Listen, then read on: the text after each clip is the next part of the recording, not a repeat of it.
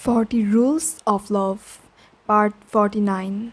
Rumi, Konya, August 2, 1242.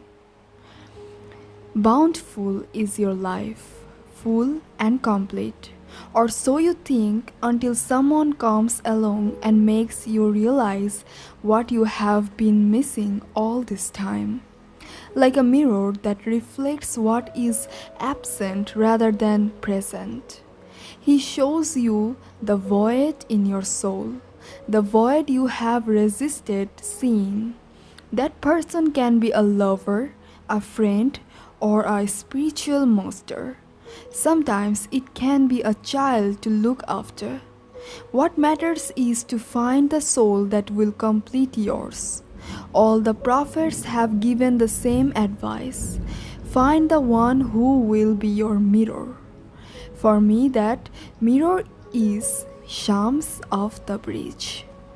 Until he came and forced me to look deep into the crannies of my soul, I had not faced the fundamental truth about myself that though successful and prosperous outside, I was lonely and unfulfilled inside. It's as if for years on end you compile a personal dictionary.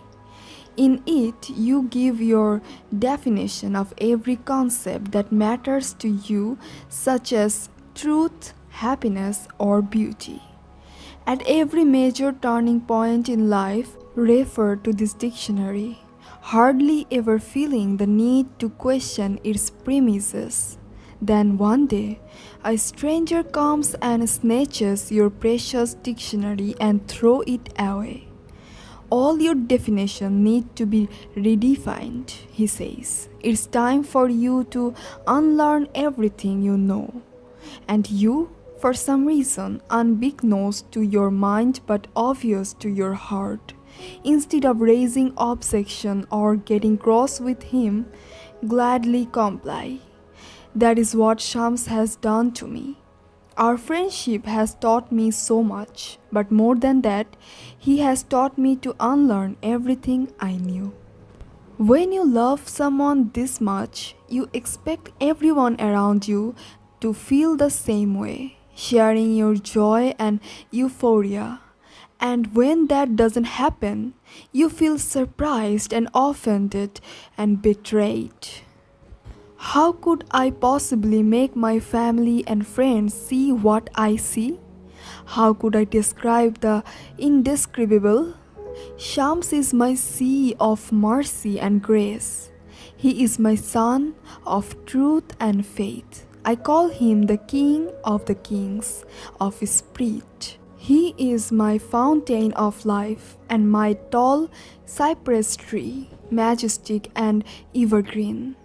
His companionship is like the fourth reading of the Quran, a journey that can only be experienced from within but never grasped from the outside. Unfortunately, most people make their evaluations based on images and hearsay. To them, Shams is an eccentric dervish. They think he behaves bizarrely and speaks blasphemy, that he is utterly unpredictable and unreliable. To me, however, he is the epitome of love that moves the whole universe, at times retreating into the background and holding every piece together, at times exploding in bursts. An encounter of this kind happens once in lifetime, once in 38 years.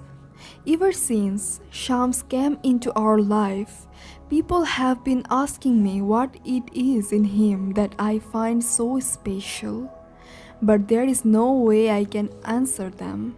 At the end of the day, those who ask this question are the ones who won't understand it. And as for those who do understand, they don't ask such things. The quandary I find myself in reminds me of the history of Laila and Harun al-Rashid, the famous Abbasid emperor. Upon hearing that a Bedouin poet named Caius had fallen hopelessly in love with Lila and lost its mind for her, and was therefore named Majnun, the madman, the emperor became very curious about the women who had caused such misery. This Lila must be a very special creature, he thought. A woman far superior to all other women. Perhaps she is an enchantress, unequaled in beauty and charm. Excited, intrigued, he played every trick in the book to find a way to see Lila with his own eyes. Finally, one day, they brought Lila to the emperor's palace. When she took off her veil, Harun al-Rashid was delusioned. Not that Lila was ugly, crippled, or old, but she wasn't extraordinarily attractive either. She was a human being with ordinary human needs and several defects, a simple woman like countless others. The emperor did not hide his disappointment. Are you the one Majnun has been crazy about? Why? You look so ordinary. What is so special about you? Laila broke into a smile. Yes, I am Laila, but you are not Majnun, she answered. You have to see me with the eyes of Majnun, otherwise you could never solve this mystery called love. How can I explain the same mystery to my family, friends, or students? How can I make them understand that for them to grasp what is so special about Shams of the bridge, they have to start looking at him with the eyes of Majnun? Is there a way to grasp what love means without becoming a lover first? Love cannot be explained, it can only be experienced. Love cannot be explained, yet it explains all.